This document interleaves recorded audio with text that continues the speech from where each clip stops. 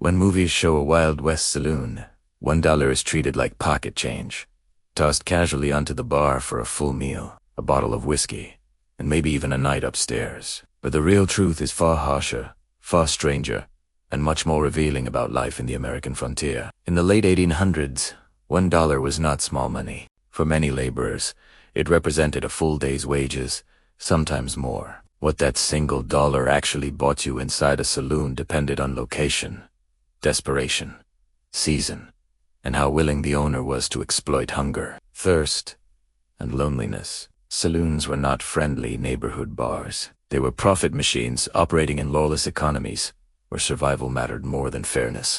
Walk into a real frontier saloon with $1 in your pocket, and the first thing you'd likely buy was alcohol, not because it was cheap, but because it was one of the few comforts available. A single drink of whiskey typically cost 10 to 25 cents, meaning $1 could buy 4 to 10 drinks, depending on quality and location. But this wasn't the smooth, amber liquor shown in films. Most saloon whiskey was low grade, poorly distilled, and often dangerously adulterated. To stretch profits, saloon keepers mixed in burnt sugar for color, tobacco juice for bite, turpentine for kick, and sometimes even gunpowder or formaldehyde. You weren't buying pleasure, you were buying numbness, and sometimes poisoning yourself without knowing it. Food was another brutal reality.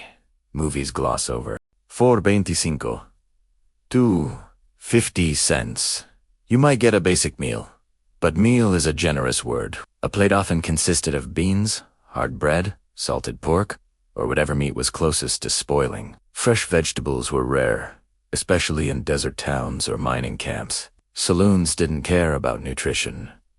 Food existed to keep customers drinking. Many meals were intentionally oversalted so patrons would order more alcohol. A full dollar might buy you one heavy plate and a drink or two, but you'd leave just as hungry as when you arrived.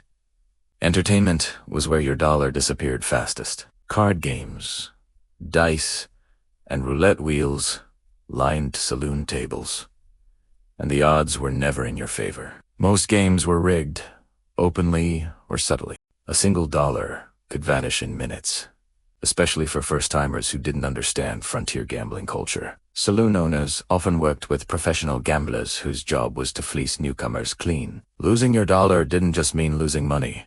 It meant losing your next meal, your bed, or your chance to leave town. If you hoped your dollar could buy comfort or companionship, reality gets even darker. Many saloons doubled as brothels or were connected to them. A dollar might buy a few minutes with a prostitute in the cheapest establishments, but conditions were grim. Women were often trafficked, sick, overworked, and heavily controlled by madams who took most of the money. There was no romance, no safety, and no dignity.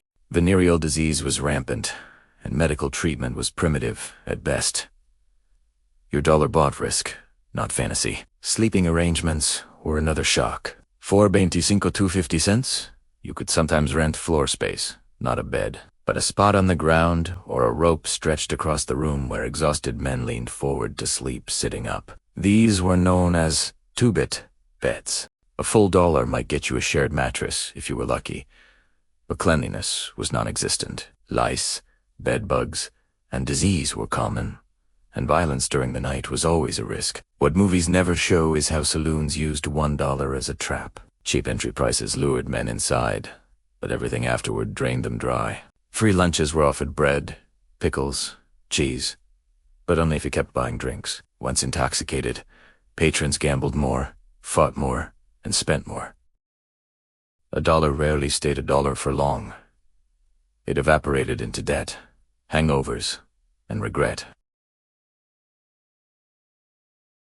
Cowboys, miners, railroad workers, and soldiers might earn $1 to $2 per day.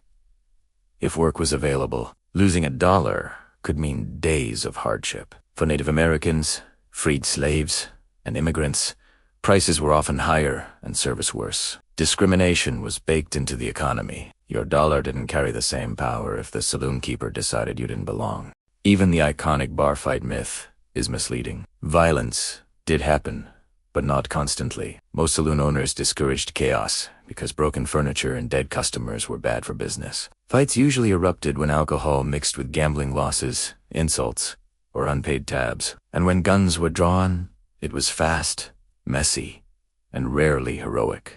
$1 spent on whiskey could end with a shallow grave by sunrise. By the late 1800s, reformers began targeting saloons not because they were violent, but because they drained communities dry. Wives and children often went hungry while paychecks disappeared into whiskey and cards. Saloons were blamed, often rightly, for cycles of poverty, addiction, and crime. That single dollar wasn't harmless entertainment.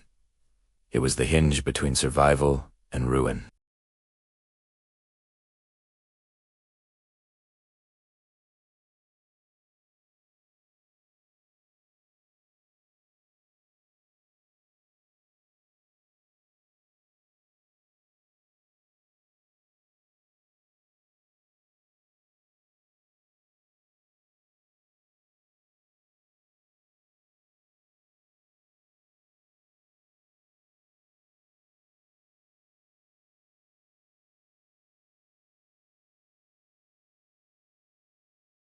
Remember this?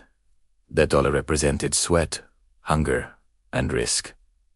And once it crossed the counter, the saloon always won.